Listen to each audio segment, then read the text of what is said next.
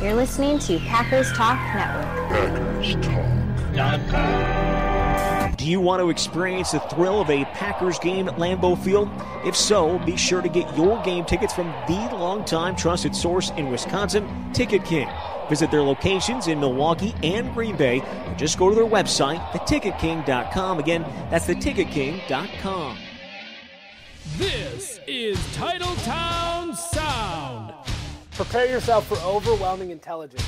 He's going to look like Gronk riding a unicorn carrying a lightsaber. I know how toast works. Clay Matthews, Squirrel Whisperer. Your squirrel naming game is not strong. The turd cheeseburger could come back. If one of us wants to pee on it, sure. I'm not bailing you out on that. I was acting unprofessionally. I'm just here to ruin things. Welcome to Titletown Sound, episode 81, the Desmond Howard edition of the show. Of course, most of you know that means absolutely nothing. My name is Jeremy VanderLinden. I'll be hosting the show for an absent Bobbo. Alongside me is Kristofco. How you doing, Chris? Good. How are you? I mean, I've been better. I feel like, what we've been watching on television is killing me on the inside. Well, I've been watching Golden Girls reruns, so I don't know what you're talking about. I wish I was watching Golden Girls reruns. All right, today we're going to be talking about the horrible mess that is the Green Bay Packers. The Packers going on 18 games now with the same issues on offense. We're going to start with the big guy. Chris, where does Mike McCarthy stand? He stands, unfortunately, in my mind, on very firm and solid ground. At least until the end of the season. We know Thompson. No one's making a move mid-season. So we're stuck with McCarthy through week 17, hopefully through some playoff games, though nothing to this point convinces me of that factor. Where does he stand long-term? I don't know. This team, this may be a wake-up call. I don't know. But we're getting to the point where McCarthy has lost something, whether it's Rodgers, whether it's the locker room, whether it's his grasp on creative football. He's lost something.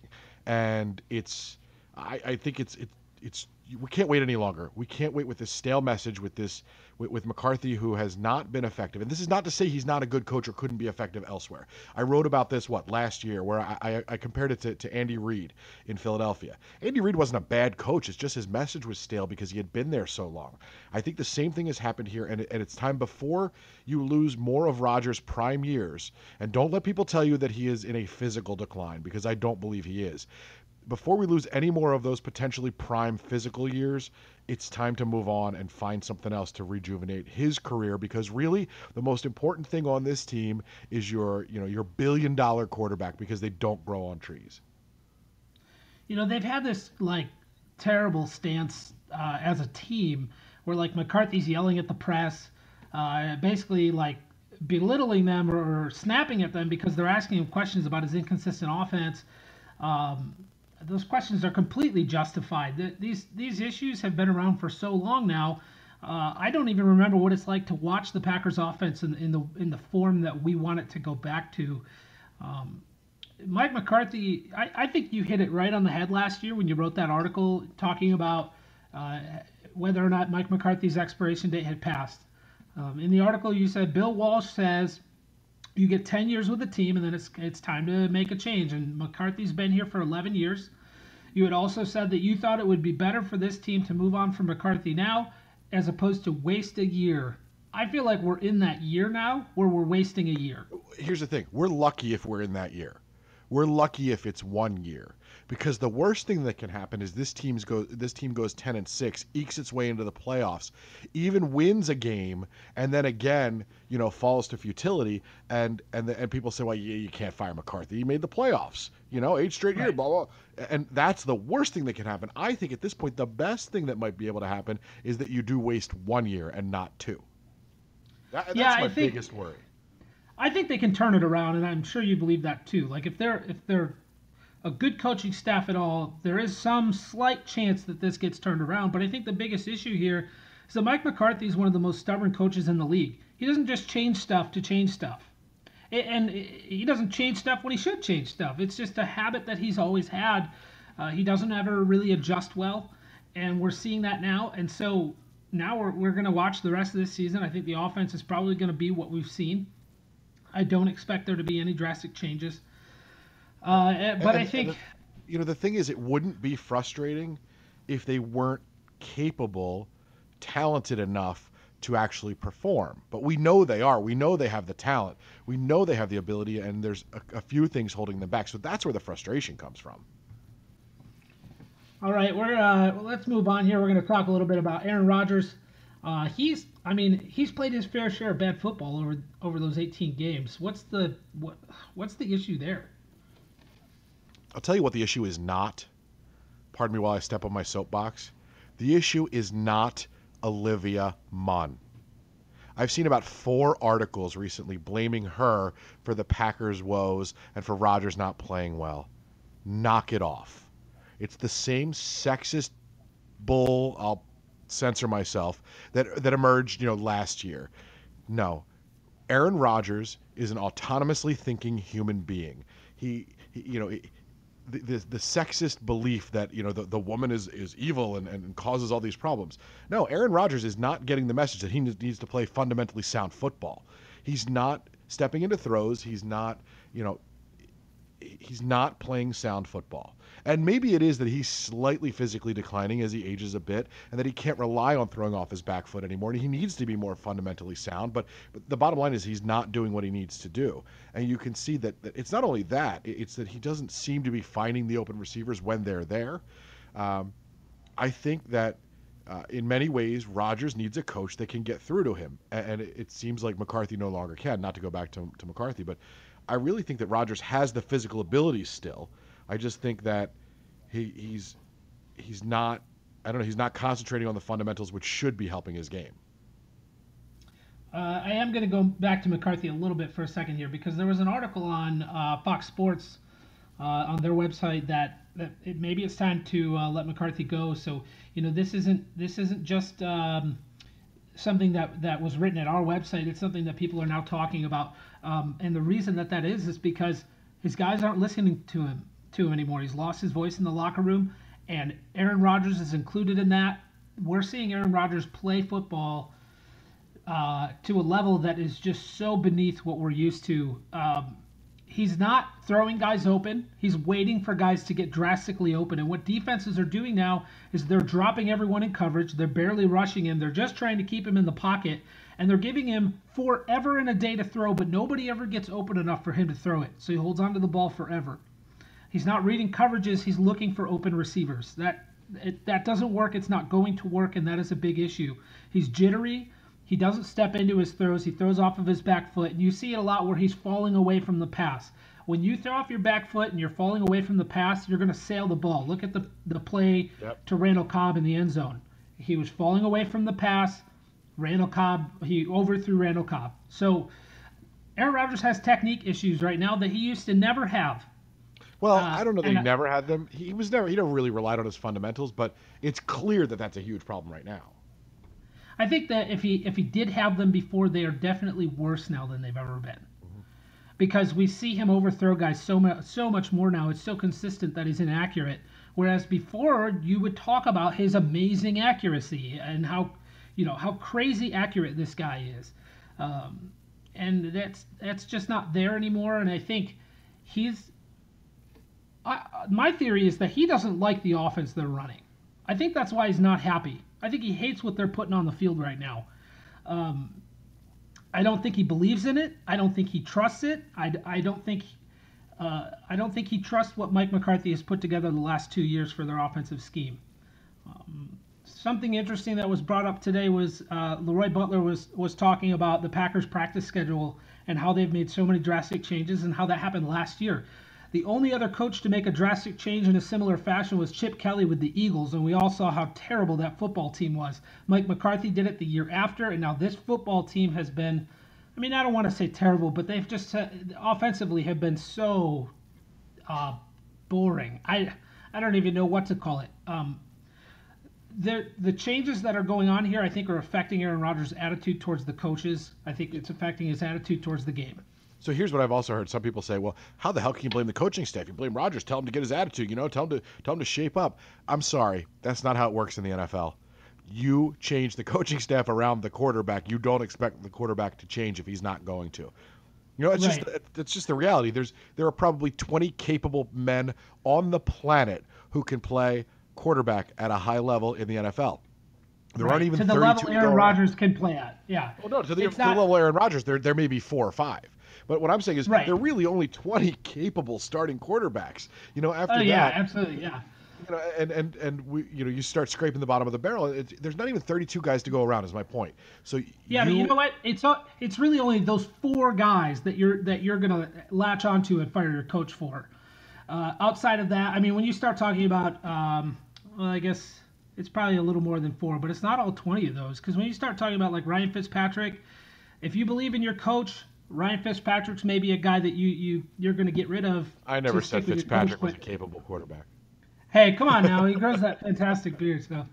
But my point you know is, what I'm saying? Like, my point is, the reality it's a very small number, and Rodgers is in that number. He's in that list. And the point is that no matter how stubborn Rodgers is being or how he's not listening to his coaches, in reality, that doesn't matter. What matters is what can we do to motivate him, whether it's changing the coaching staff, changing the offense. That's what you have to do because he is the commodity. Right. You are correct that it's not Olivia Munn. That is not the problem. But he does have relationship issues, and it's with the coaches. That's where that's at. I was afraid you were going somewhere else. Wow. Okay. Yeah, I agree. Yeah. I mean, maybe his family's really bumming him out. I don't know. But it's genuinely mostly just he doesn't believe in what's going on there. They're not getting into his head. And somebody needs to get into his head. And if the coaching staff can't do it, you have to change your staff. Simple as that. All right. Another issue that's going on, big issue, running backs. They go into the game last week with just Eddie Lacy, which is just so stupid. And now Lacy's going to be out for a few weeks. They trade for Nile Davis. They're bringing up Don Jackson from the practice squad because they have no choice. Lacy's going to be out for a few weeks. Starks is out for a few weeks. And just as we were starting the podcast, it was breaking news that it's very possible that Lacy ends up on injured reserve. Fantastic. So, I know there's. So, by the way, the implications of that are now you can only bring one of them back, Sam Shields or Eddie Lacy. Oh, that's so terrible. Not both. So we might be watching we might be watching a James Starks backfield for the rest of the season when he gets back. That is terrible. That is just terrifyingly horrible. And I'm not even going to throw this to you because the question is there a way that this could have gone better? Yes, there's a way this could have gone better. Ted should have brought in a running back last week instead of just going into a game with a banged-up Lacy. That makes no freaking sense. And now your football team is without a good running back. Now your football team's not only without a good running back, your football team has a practice squad guy and a dude who's been in town for a day. That's what you're going into this game with, and that's what you're going to have for a few weeks. This is on Ted Thompson. This is his problem. He made this issue.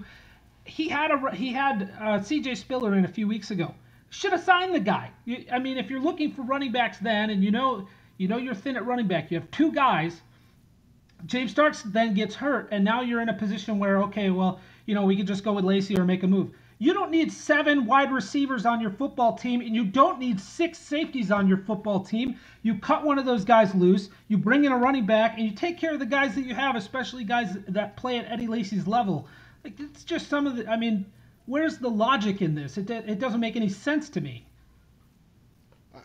There is no logic. I'm astounded by what's happened and where they've put themselves and what this is going to mean. Now, you mentioned before, what are defenses doing? Defenses are dropping a bunch of guys back, not putting a whole lot of pressure on Aaron, and saying, beat us now because you don't do it anymore.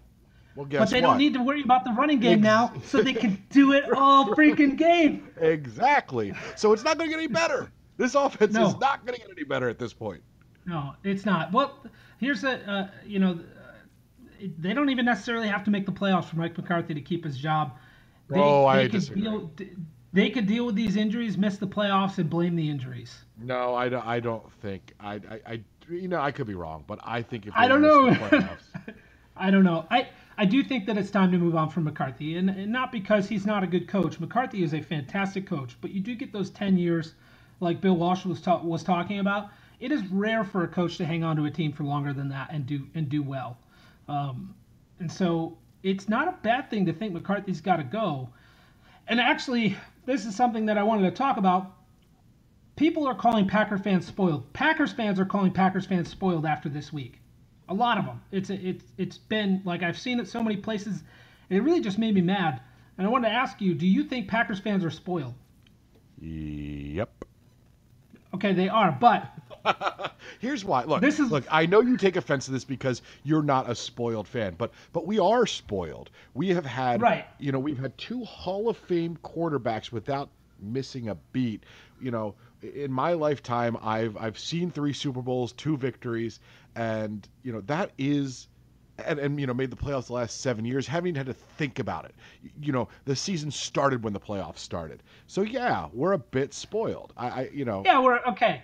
We are a bit spoiled, but let me change that. It's not we are spoiled. It's there are spoiled Packer fans. Those Packer fans who wanted Ted Thompson and Mike McCarthy fired from the beginning of their tenure and never backed off on that, and have hated Aaron Rodgers and loved Brett Favre through all the stuff that went on there.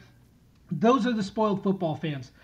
The fans that are now stepping up and saying, okay, it's time to let the coach go and make a change, they're not spoiled. We've watched 17 games that have been just completely off par with what we're used to.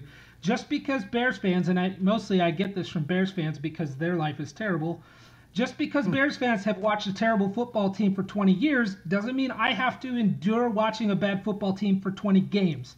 It doesn't make me spoiled to hate the fact that the offense is as terrible as it is right now.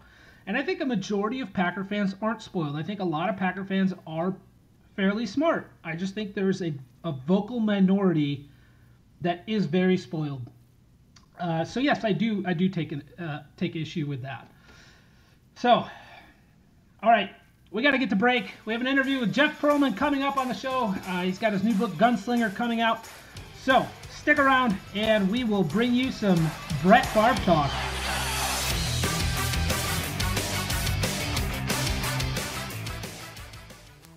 Well, it's time to tell you a little bit about our homies at What's the Score, the sports news quiz again. On What's the Score, they test the knowledge of panelists and listeners alike, asking questions about statistics, recent events, and those memorable quotes we seem to be hearing just about every week now from the world of sports. This past week's episode of What's the Score featured 2 guys fighting it out at the top of the WTS leaderboard, Ian DeMars and the ever-lovable Dan Pfeiffer from WOKY The Big 920 and Marquette University Athletics, and, well, he's a voice just about everywhere these days. Upcoming shows of What's the Score are slated to include Mr. Pfeiffer, Armin Sarian, also from 920, and there's some other excitement coming down the bend with October's shows as well. To check out What's the Score, you can go to their website, WTSSportsquiz.com. You can also check them out on Spreaker.com, iTunes, and very soon you will be able to find them on the iHeartRadio app. And by all means, please consider signing up to be a contestant on the show. Titletown Sound listeners would do pretty well on there, I'm guessing. Now I'm going to toss it back to the handsomest member of the Titletown Sound crew. You know who you are.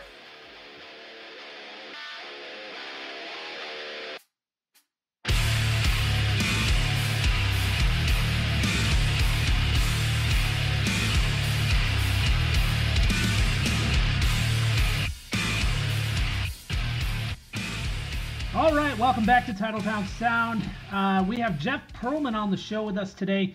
And of course, Pearlman's got his new book, Gunslinger, coming out.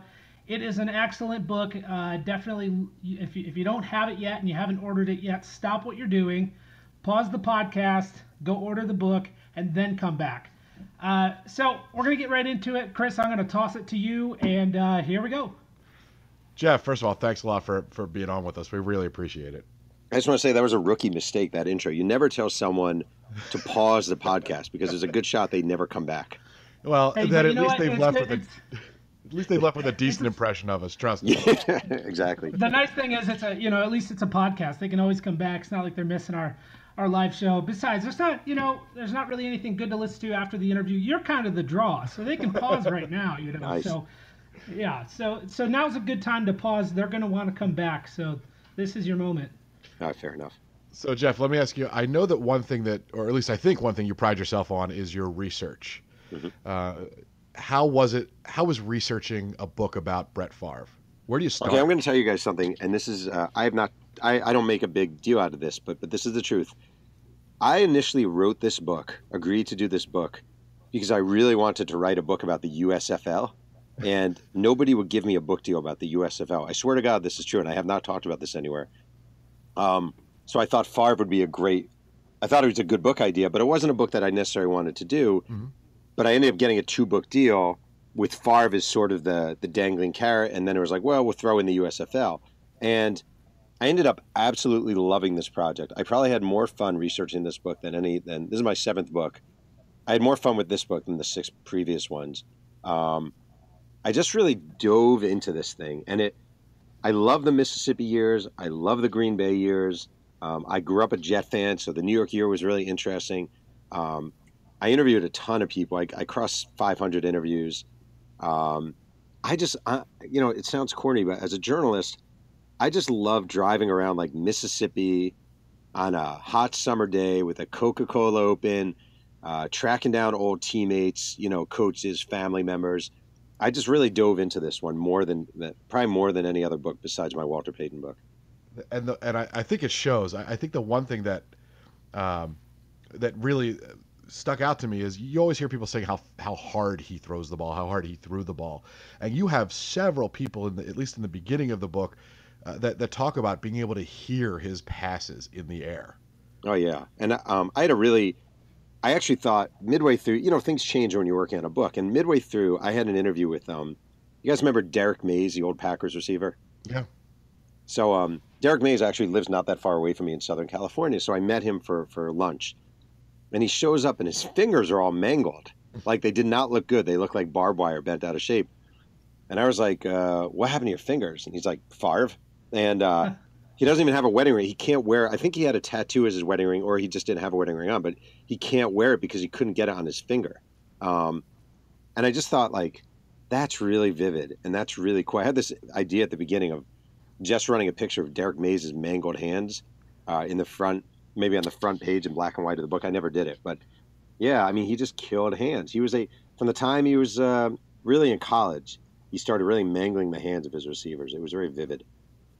Well, and I think the one thing, I think it's not that you need me to tell you this, but I think it's a great time for this book because you've kind of got 2 generations of Packers fans, those who were football fans during the Favre era and those who are young enough that they look up to it at its legend, and so this can hopefully bridge that gap. Because I know as a fan during the Favre years, I thought there were a lot of great stories in here that hadn't been told before. There's so many Favre stories that we've heard time and time again, but so many of them that haven't been told. And what was, do you have a favorite, not to give away, the best parts of the book, but do you have a favorite story that you researched?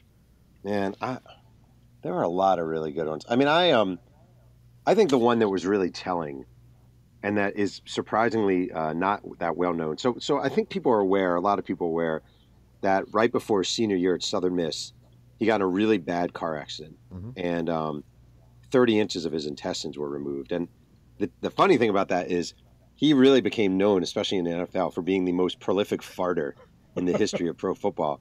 And that's all because of that surgery. The other thing that happened because of that surgery is they gave him a morphine pump in the hospital.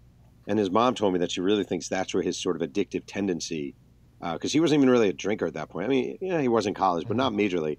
And she thinks that's where it came from. But what was really fascinating about that, he has this car accident, and it's going into his senior year. And they're hyping him as a Heisman candidate, and that's dead as soon as that accident happens.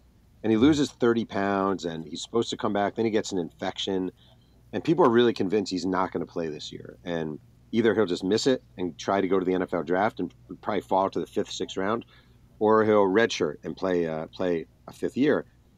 And against all odds, he comes back. He misses the first game. So the first game of the senior season, a guy named John Wickham quarterbacks Southern Miss, and they barely beat Delta State, a crappy Division II school. Favre comes back for the next game. They're playing Alabama. It's at Legion Field in Alabama. It's a money game. Alabama pays Southern Miss to come, and they're the sacrificial lamb. It's Gene Stallings' first game as a coach at Alabama, so it's a huge deal. Favre is 30 pounds underweight. The uniform is dangling off of his body, and he somehow beats Alabama at Legion Field. And he didn't even play that well. And the throws were like off the wrong foot, and he was going left, and he had the snot kicked out of him repeatedly. And at the end of the game, Curly Hallman was a coach at Southern Miss. Gene Stallings was a coach at Alabama. And Gene Stallings says to Curly Hallman, this is the handshake. He says, "Hey, I hope your quarterback's okay." And Curly Hallman says, "I think our quarterback is just fine." It's just like this great moment. I love that stuff. I love those details, you know? Yeah, that story, I honestly didn't remember it from his college years. That was one of those chill-inducing stories. It hasn't been told enough, and there's some great stuff. There's a lot of those in there, not just the normal cliches that you've heard. So, what kind of cooperation did you get from his family when you were researching the book? All right, so I've never had this happen before. It was as unique an experience as I've ever had. So, you always reach out to the person and hope that they'll help. And Favre didn't. And I actually had, I think it was 3 interviews arranged. It might have been 2 formally and 1 casually, but definitely at least 2 through, he works with a website called Score. Mm-hmm. And they arranged 2 interviews. And then I was blown off at the last minute.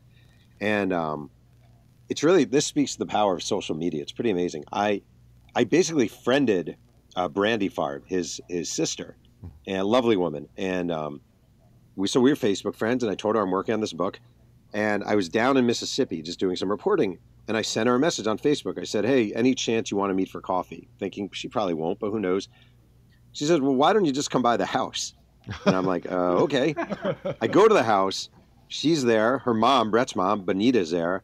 People are coming in and out. I'm probably there for 4 hours, just sitting at the counter. I tell them completely, there's no BSing here. I'm doing a definitive biography on your son. It's not a love story. It's not a hate story. It's a definitive biography of his life and career. They sent me home with scrapbooks, right? They sent me home with scrapbooks to photocopy. It's actually very interesting. Their house was really hit bad by the hurricane, by the Gulf, 7, 8 years ago, however long ago it was. And they hadn't looked at the scrapbook since then.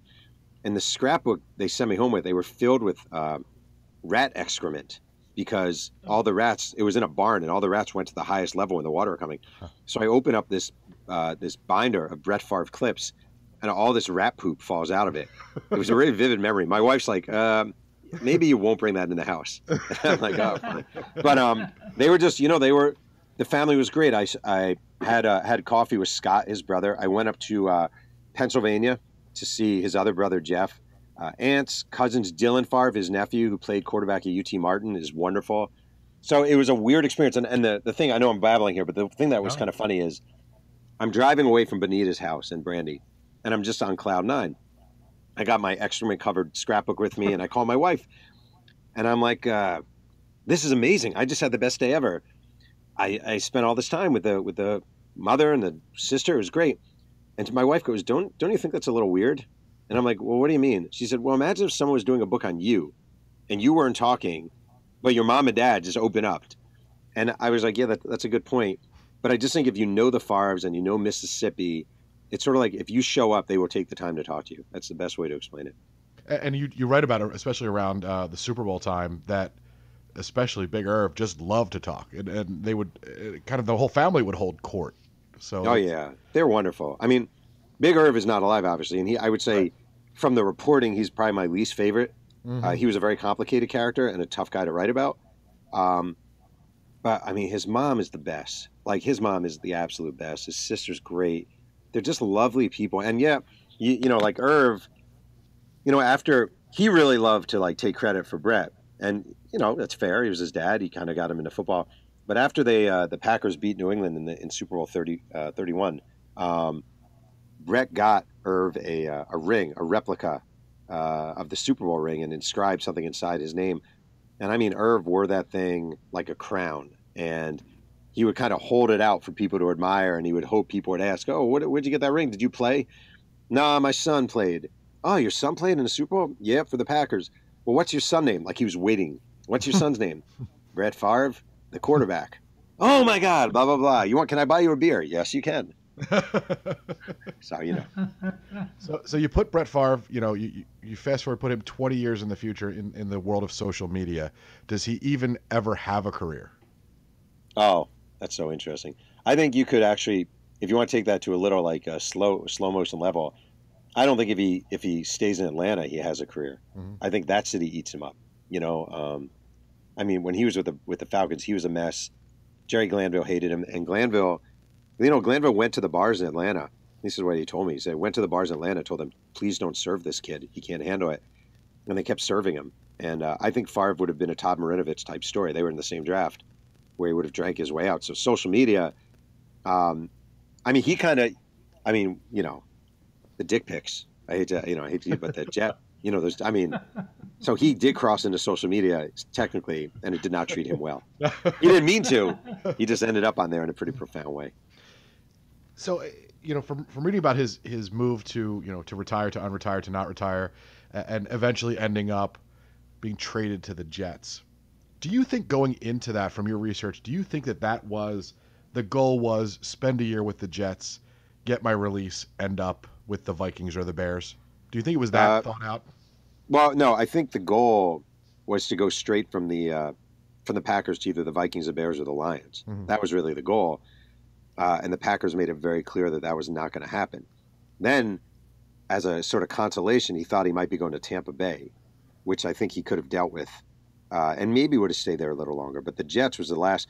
I mean, you know, Mike Tannenbaum, the GM of the Jets, was told specifically by Bus Cook, Brett doesn't want to play for you. So he still negotiated with Ted Thompson, and finally they have a deal in place.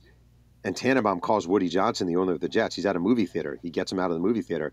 I have a chance to make this trade, but if I do it and it backfires, which it very may well may, there's going to be a headline on the New York Post tomorrow, the two biggest idiots in New York.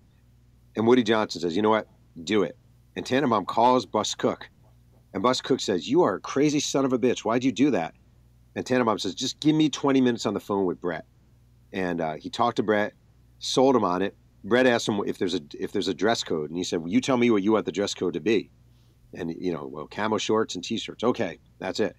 So he got him for a year. I think Brett knew very early New York was a 1-year place. He wasn't comfortable there. He wasn't really a part of the team. He never, you know, he just wasn't. It wasn't a New York, New Jersey guy. It just wasn't his scene. And he really, it's so simplistic, but it's actually true. He really did seek revenge. And he really did want to stick it in the eye of the Packers. And there was no better way to do that than end up with the Vikings. Yeah, and I'm sure you're aware of the drama that unfolded in Green Bay and across, you know, Packers fandom, and there's still rifts when it comes to people's opinions of Favre. He's still a very polarizing character in some corners, and I think, especially reading this book, you realize how complex of a person he was, and it kind of only makes sense that the relationship ended that way. Yeah, no, I agree, and it was a weird experience, sort of dealing with the Packers with this book at the same time Favre was coming back last year for the ceremony, because you could tell the Packers were really, really treading lightly. They were not very helpful with this. They weren't awful, but they certainly didn't go out of their way. And I think they really, really, really were worried about Brett and how he would sort of perceive it all and how he would handle it. And I thought of this today. I haven't mentioned this to anyone, but I have a 10-year-old son who collects jerseys. He loves sports jerseys. So when I was in Green Bay for the first time reporting this book, I went to the Packer team shop to get him a Favre jersey because he likes that I'm doing this book. They didn't sell him. They literally didn't sell him. And I said to someone, I knew, you know, some just random person, where can I get a Favre jersey? He said, if you go to the thrift stores in Green Bay, you'll find tons of them. And I went to the Salvation Army store or whatever it was in Green Bay, and there were tons of Brett Favre jerseys like that people returned that they basically disowned. Fast forward, my next visit to Green Bay was when Favre was being inducted, and there were the $100 Brett Favre jerseys back in the store. I thought that was kind of telling in some weird way, you know. Yeah, I experienced the same thing on my trip several years ago. I was able to get my daughters both Brett Favre jerseys for like $2-3 a piece at Goodwill.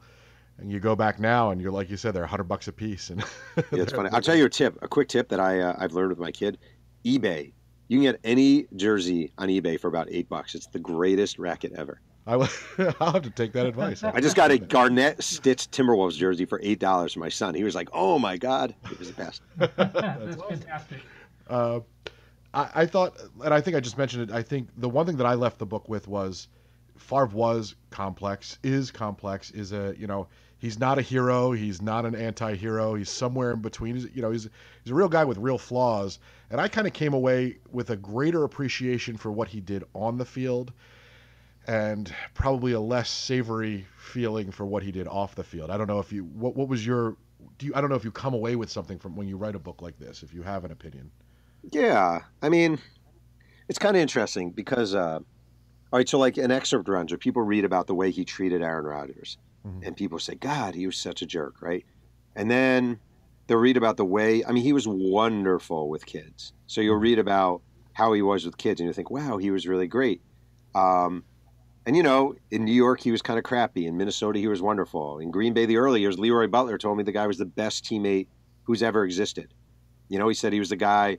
Brett Favre knew all the words to Rapper's Delight, which is just hilarious. He would hang out with the black players and white players. He knew country. He knew hip-hop, movie lines. He was just a great teammate. But then later he became kind of standoffish and onto his own. And when you write a book, it sounds cliche, but it's really true. It's like a journey. And you end up seeing a person not for one stage of their life, but sort of for the journey and the ride. And then you see where they ended up. And I look at Brett Favre now, 47, still married. He was a horrible husband. Now he seems like a great husband. He was a mediocre dad. Now he's a volleyball dad who follows his kid around and is heavily involved in the recruiting process. He's a proud grandfather. I think he's been humbled. I don't think he cares that much about football anymore. And I kind of like who he is. I like what he's become. So, I think overall it's worked out okay. Agreed. And I want to thank you for coming on tonight. So Brett Favre Gunslinger, when is the release date for everybody?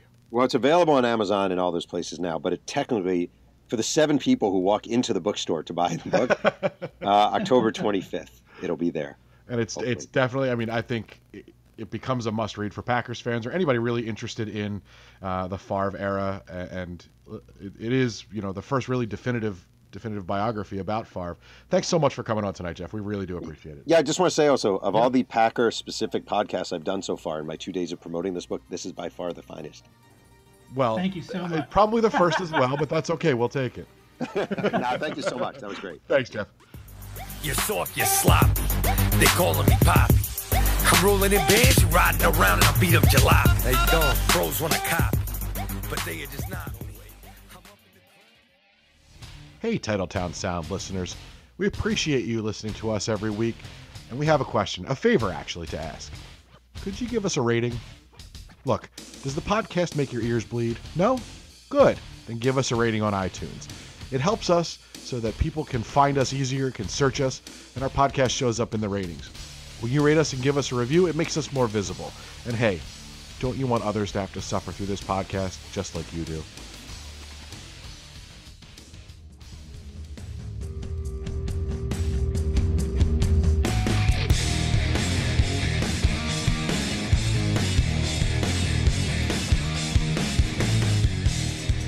All right, welcome back to the show.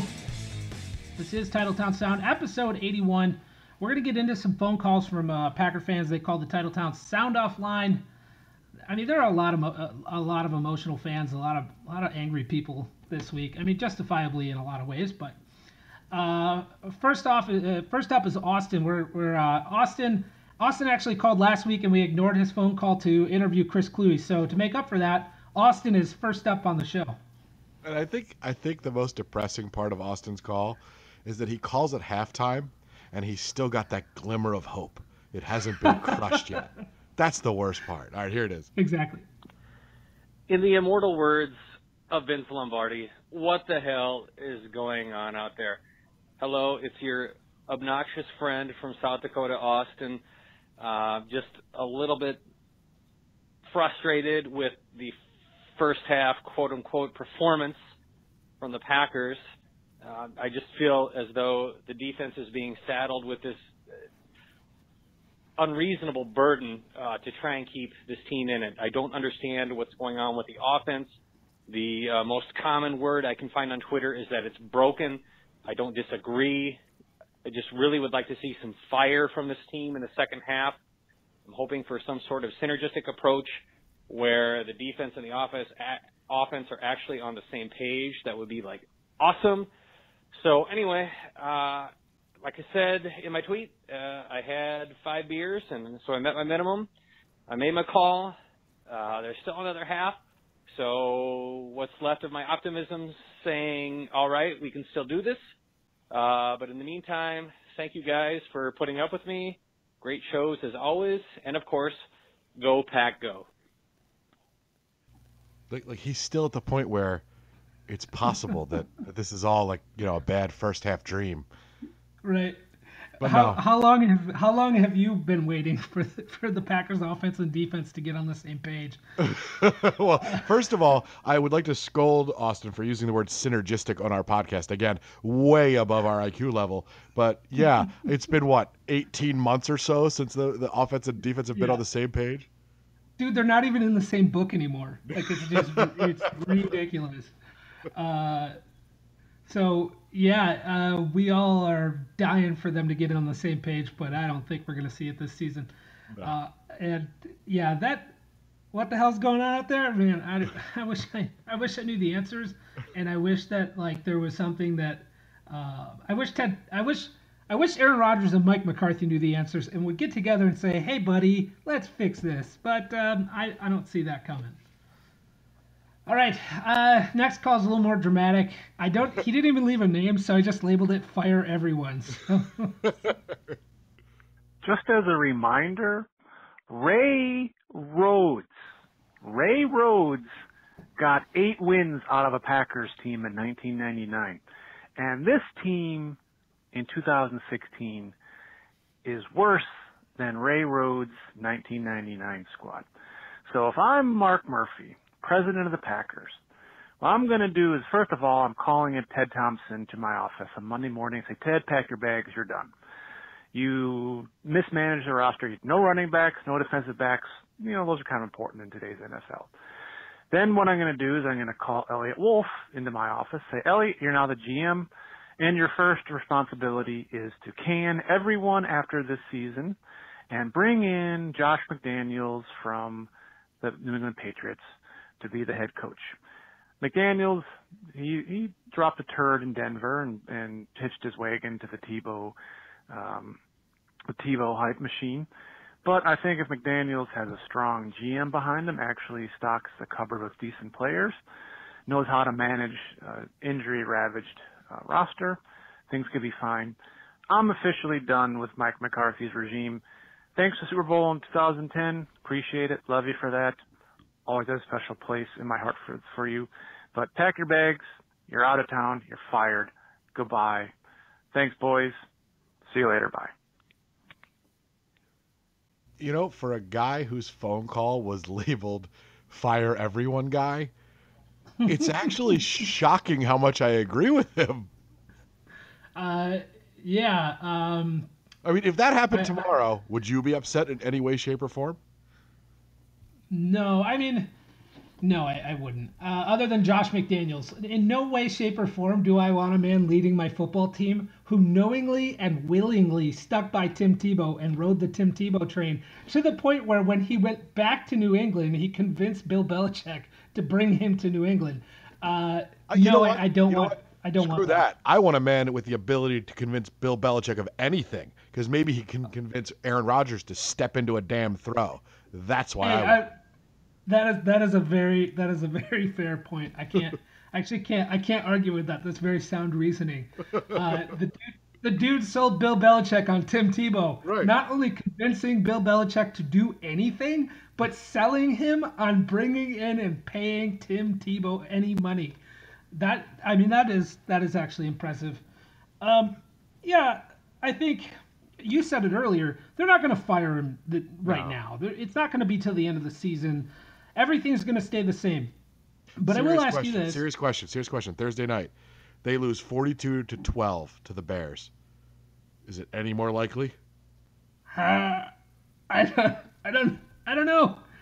I would hope so. If you lose 42-12 to this Bears team, you should be fired before you even leave the stadium that day. You should be investigated for fixing games, because you have to try to lose to this Bears team by any amount, let alone that much.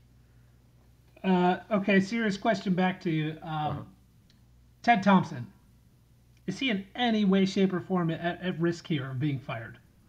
No, I don't think that he. Well, here's the thing: if you're going to make a head coaching change, and Ted Thompson is at the end of his career or nearing the end of his career, I think you have one of those mutual parting of ways at the end of the season type of deals, because where the front office says, "Hey Ted, we think it's time. Would you like to step down so we can get Elliot Wolf in place?"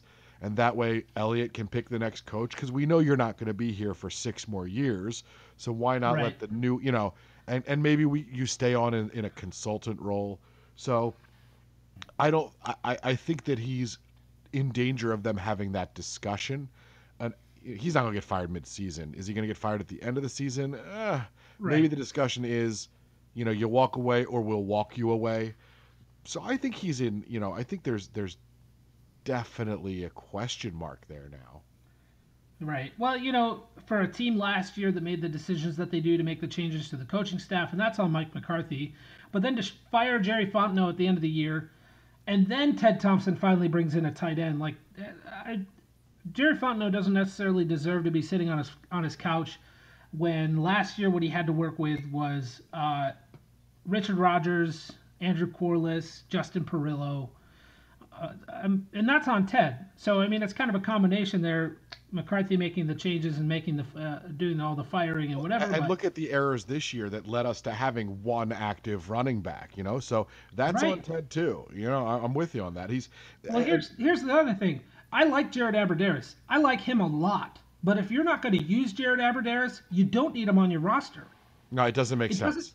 It doesn't make sense to go this thin at running back to not use a guy. I liked Abbrederis, and I wanted 7 wide receivers, and I was all for 2 running backs. That was totally fine to me. But I was also expecting him to get playing time. Now, I understand it's 7 receivers on the roster. Like, how many snaps can you really give to the guy? I think through the first 3 games, he didn't play a snap. And if you were going to go the first 3 games without him playing a snap, why have him on the 53 at all? So, and 6 safeties. They have 6 safeties on the team. Ted Thompson, this is his second biggest blunder, right behind his quarterback blunder from a few years ago. You remember the Seneca Wallace time and all that stuff. This is right behind that, and I think it's very close to being as big of a blunder, because they need their running game this year. The passing game is terrible. The only difference was that quarterback decision affected several games, and this won't really affect several games. I know it seems like it will, but even if they had an extra running back on the roster, it wouldn't have been exactly a world beater. So, but it definitely did. And my question is, how much more injured did Lacy get at the end of that game when it's over and he's running anyway? It just didn't make sense. Right, exactly. If John Crockett is on this roster last week, he probably carries the load and Lacy takes some snaps. Mm-hmm. That's probably the way that goes, because Lacy was banged up. They're not going to risk it. If you have that third guy on the roster, you risk losing your running game for 1 game. But because you went with 1 running back and that guy got hurt in that game, now you risk losing the entire season for him, and you're at risk of having your starting running back be either James Starks, Don Jackson, or Niles Davis. Not Niles Davis, but I wish it was Miles Davis. But that's just a huge gap. That can't happen. No. This cannot be what you do. So, okay. So that phone call was labeled "Fire Everyone." This next phone call probably should be the one that's labeled something ridiculous. But the next one supposedly is from Jordan. I don't think it's actually Jordan on the phone. I think Jordan's in the background screaming. So, go for it. What the is going on? I'm literally going to cut off my and shove it in someone's mouth if Aaron Rodgers throws another interception. Aaron Rodgers isn't the worst QB. Aaron Rodgers is not the worst QB in the NFL right now. No, my isn't because the Cubs are playing tonight. Okay. My name is Jared Masuga. I'm from Marquette, Michigan. I don't know that we can. I don't know if they actually heard any of that after all the bleeps, but well, thanks for calling in, Jared. Or Jordan, whatever the hell your name is. whoever you actually are, thank you for calling in. Yeah, I don't know. This is just where Packer Nation is at right now. Maybe we just have to move on from that one. All right. One last phone call. Our favorite caller in the history of our Sound Off line, Lobby. The wonderful Lobby has called in to the Titletown Sound Off line. Please don't answer. Please don't answer. Please don't answer. Oh, thank God, it's her voice now. All right, great. So Lobby here. Lobby hasn't called in a while, and I apologize for that. She's been out of commission. We benched her because, you know, people get hurt and they get benched, and she had a liver, so that's why she hasn't been around. Anyways, she got the starting role tonight. However, the rest of the team obviously didn't show up.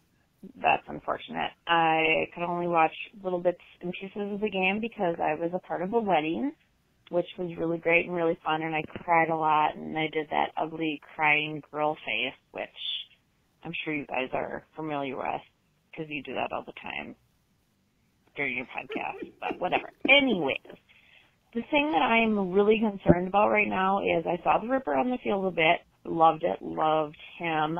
I can't get out of my bridesmaid's dress.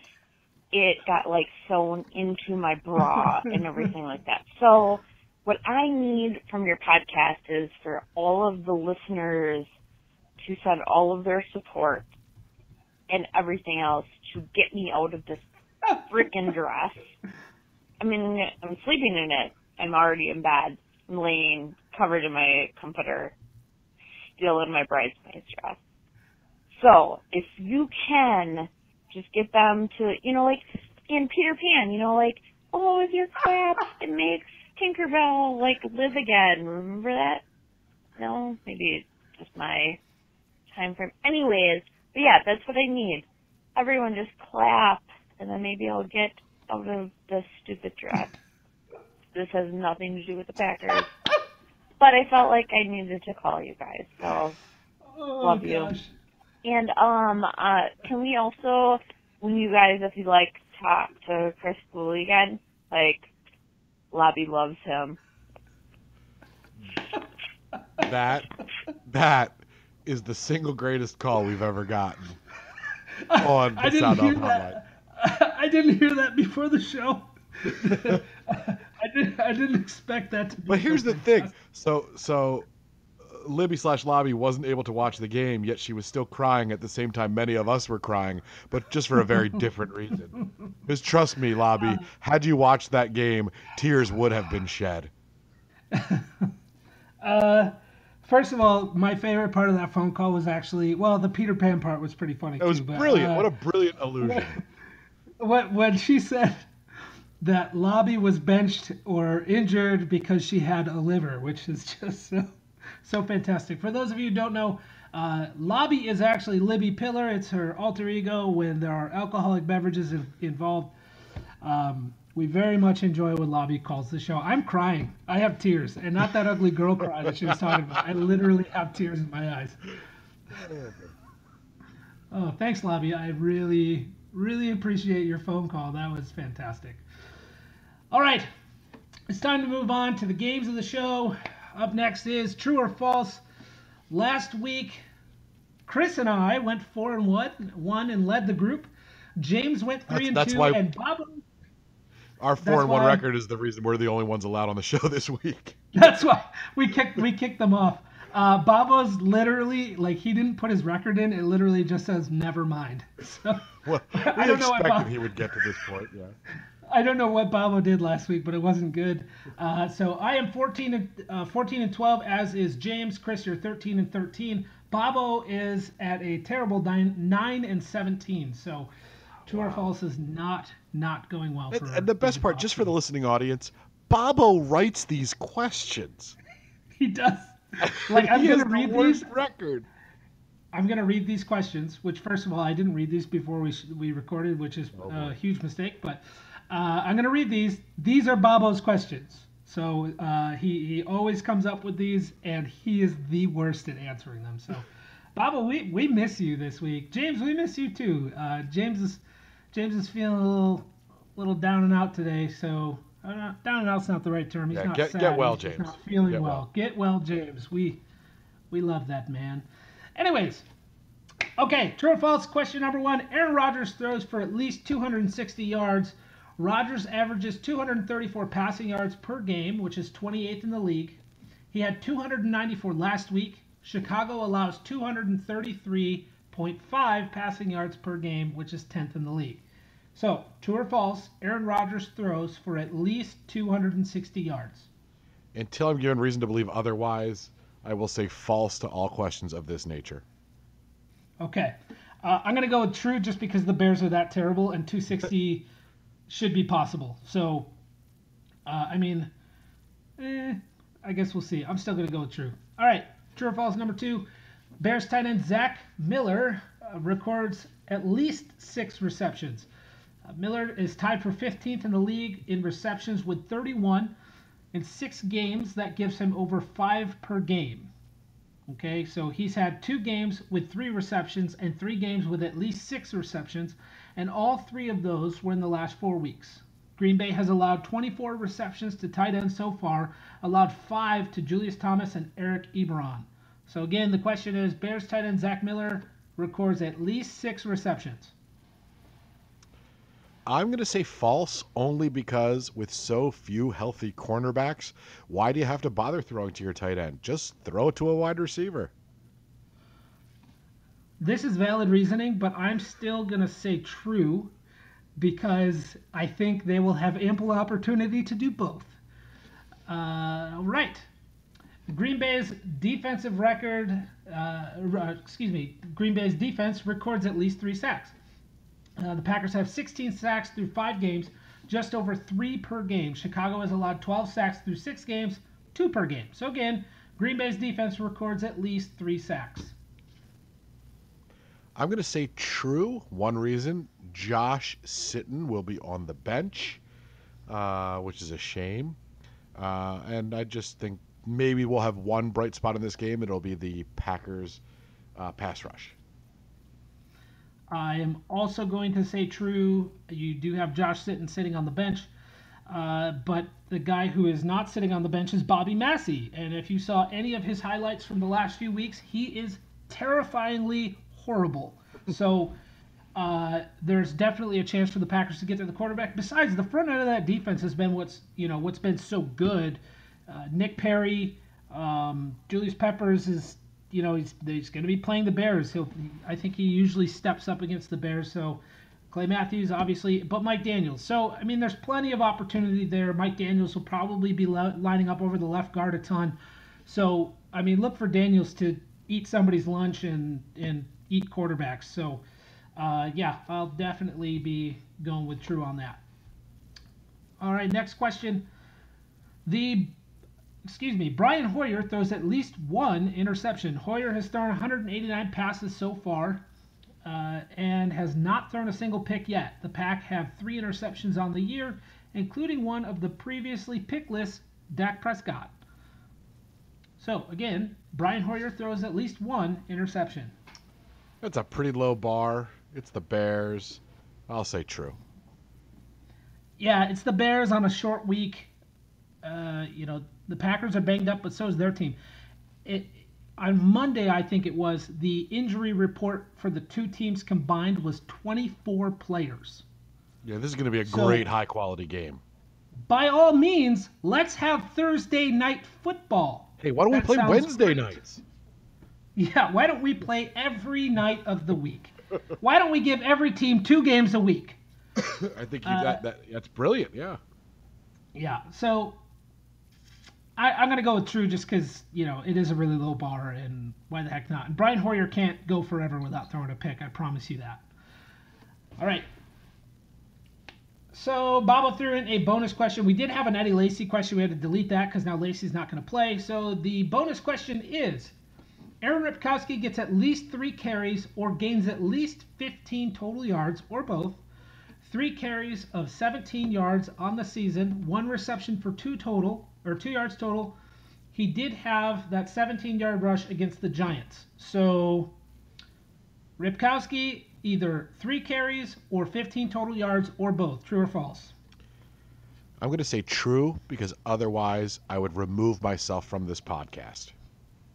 Yes, I'll go true as well. I think he's going to have about 3,000 yards, but that's not the question. So Aaron Repkowski is the Packers offense now. Congratulations. We have stepped into the Twilight Zone. Okay. It's time to move on to Spread 'em. It's time for America's favorite segment, Spread 'em.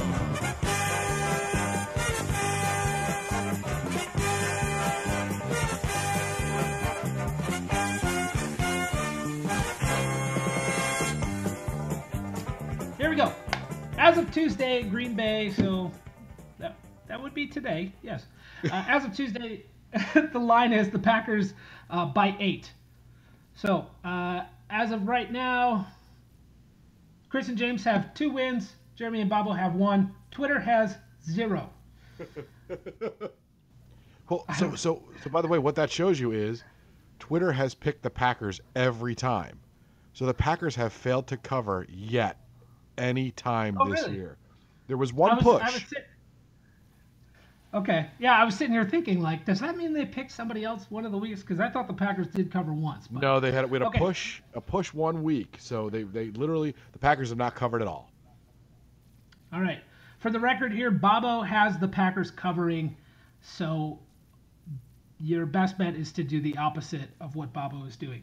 And so I'm going to take the Bears getting 8 because 8 seems like an enormous number for this team at this point.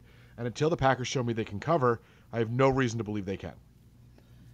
Yeah, I really wanted to go with the Packers just because the Bears are so terrible. And you'd think the Packers are going to have a bounce-back game after the terrible loss to the Cowboys, all the things that are being said in the media. But we have heard this crap over and over for the last 17 games and have not seen a bounce-back game yet. So, with that being said, I'm gonna go with the Bears here as well.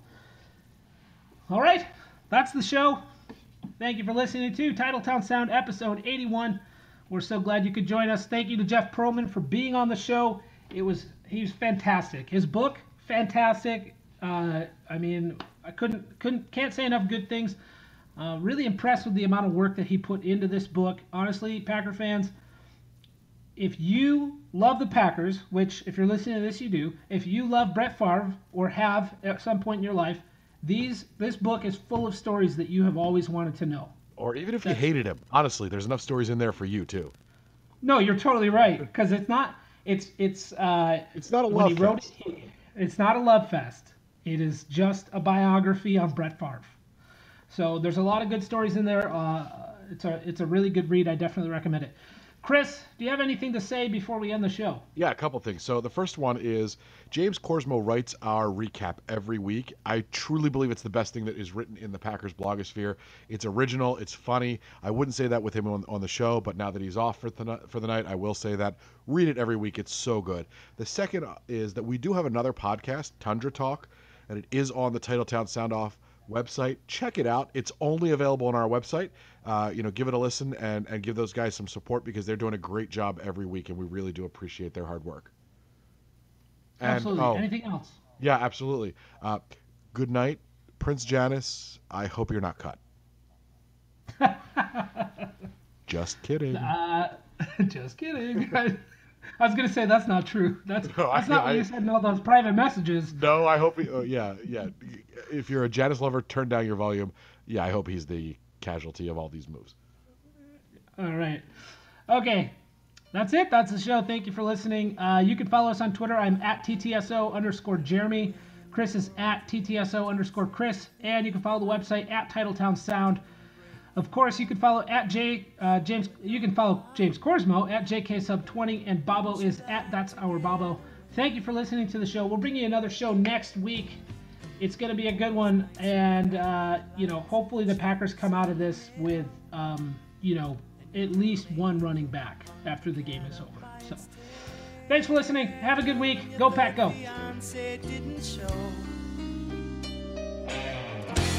Sometimes you wanna go where